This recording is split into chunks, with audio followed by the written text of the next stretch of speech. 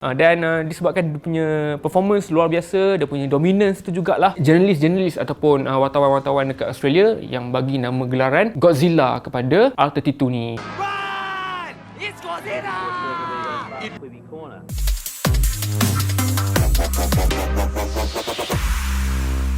Assalamualaikum, korang bersama saya lagi Amirul untuk segmen Sembang NG hari ni. Untuk hari ni kita nak bercerita pula pasal Skyline. Boring ke? Bukan topik yang boring. Skyline ni dia kalau kita cerita pun memang banyak benda lah kita boleh sembang. Dan cuma untuk hari ni, Skyline dia ada banyak generation kan, macam-macam generation. Aku suka KPGC, R32. Tapi untuk hari ni kita nak cerita spesifik R32. Bukan model paling latest, model yang agak lama juga. Cuma kita nak ceritakan sebabnya R32 ni antara satu model Skyline yang antara paling penting juga dan memang ikonik. Sebelum tu, jangan lupa mana-mana yang baru jumpa channel ni ataupun ada ke korang-korang yang dah biasa tengok kan tapi belum subscribe tu, tolonglah belanja kita subscribe, okey? Dan kalau rasa video ni nanti bermanfaat ataupun berguna, korang dapat belajar benda baru, like sekali. Alright.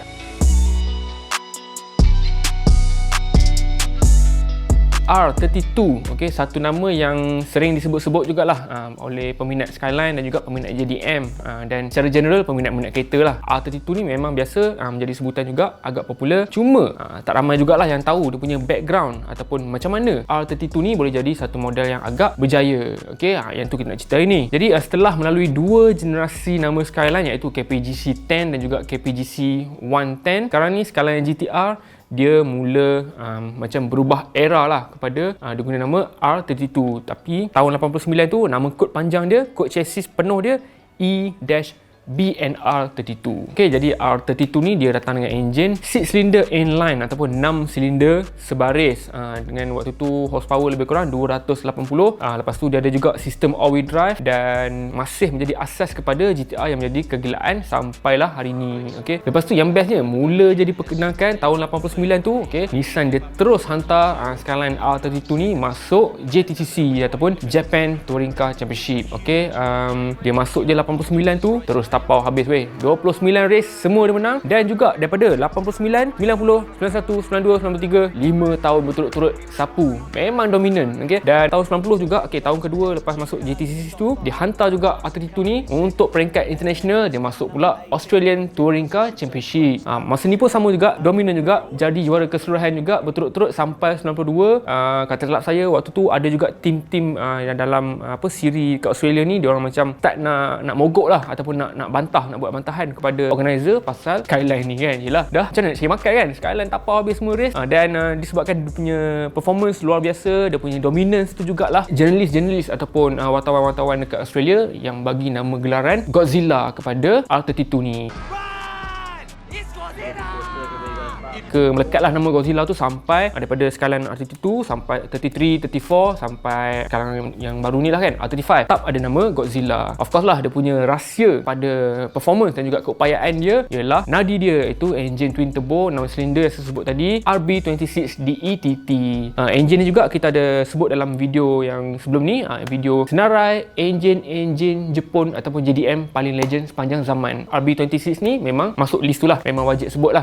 Dia punya main construction dipakai blok daripada cast iron ataupun macam besi tuang gitu, cast iron. Lepas tu dia punya cylinder head tu pakai aluminium dengan 24 valve. Jadi 6 silinder, 4 valve untuk satu silinder. Engine ni standard, dia power lebih kurang 320 horsepower. Tapi kalau ikut untuk pack race pula, dia boleh sampai 600 horsepower lah. Tapi ni ikut regulation dan juga bergantung kepada siri perlumbaan yang dia join tu. Selain daripada tu juga, Nissan dia ada bagi R32 ni dengan satu sistem all-wheel drive yang waktu tu boleh kata canggih jugalah kan, boleh kata advance juga. Nama dia Atessa ETS. Dan sebab sistem ni juga dia tolong hantar kuasa dan juga torque kepada tayar-tayar tu dengan lebih efisien dan dengan lebih efektif lah. Dia bukannya macam main ikut sama je pada setiap masa, dia ikut keadaan situasi kereta tu waktu memandu. Macam contoh tengah accelerate straight line ke, ataupun tengah corner, tengah masuk minyak waktu corner ke, nak bagi belah luar lagi banyak ke, belah mana tayar lagi grip tu lagi banyak kuasa ke. Sistem Atessa ni dia boleh manage power dengan lebih berkesan, jadi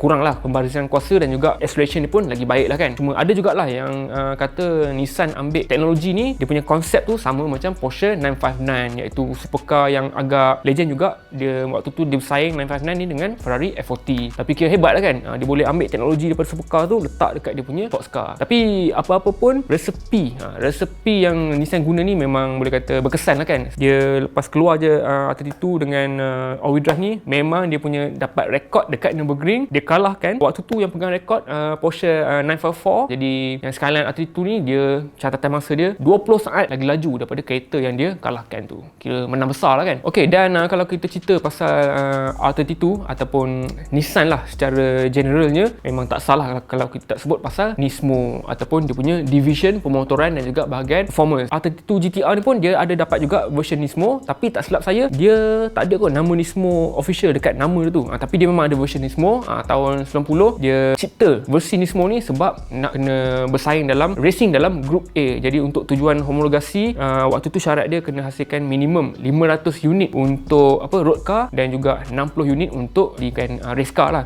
Jadi total R32 GTR Nismo dia pernah dikeluarkan mengikut data yang kami dapat 560 unit. Okey, untuk engine pula apa Nismo buat? Okey, jadi RB26 ni Nismo dia usik juga. Okey, dia tukar turbo daripada turbo Garrett TO3 yang asal tu, dia tukar kepada TO4B yang dikatakan turbo ni lagi besar, lepas tu lagi tahan lah untuk nak tampung kuasa yang lagi banyak. Lepas tu dia bagilah body kit yang lagi aerodinamik. Dia buang ABS kot, buang ABS dengan wiper belakang. Dia kata untuk jimatkan berat. Memanglah kereta biasanya bila power lebih sikit, lepas tu lagi berat, dia punya performance secara kasar akan lagi baik lah kan. Tapi mesti scary juga kan, kereta yang zaman macam tu power banyak, lepas tu buang ABS kan. Sebelum penghujung R32 ni, sebelum dia nak digantikan dengan R33, okey, Nismo dia ada macam satu lagi version, dia bagi nama version tu N1, yang ni homologasi untuk racing Group N. Okey, dan juga dia nak raikan juga kejayaan R32 dalam racing Group A dan juga Group N ni.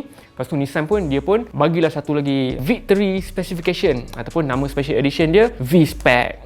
Jadi kalau korang tengok Skyline GTR biasa pun dah power, kalau V-Spec tu lagi power lah. Sebabnya dia bila dah proven ataupun terbukti dalam motorsport, dalam perubatan, baru dia akan keluarkan version V-Spec. Macam R34 pun ada V-Spec juga kan Nismo. Jadi itu sajalah sedikit sejarah dan juga fakta-fakta ringkas benda yang korang kena tahu pasal Nissan Skyline R32 GTR.